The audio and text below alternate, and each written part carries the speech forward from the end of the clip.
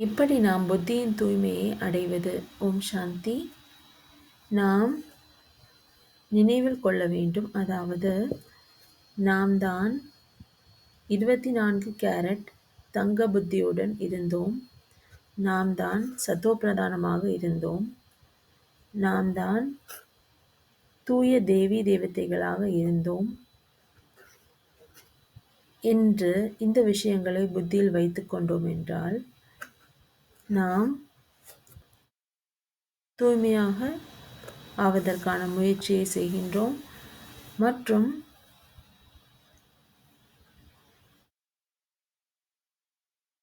நாம் தூய்மையாக ஆகிவிடுகின்றோம். எந்த அளவிற்கு நாம் நினைவு செய்கின்றோமோ அந்த அளவிற்கு நமது புத்தி கூட தூய்மையாகிக் கொண்டே போகின்றது.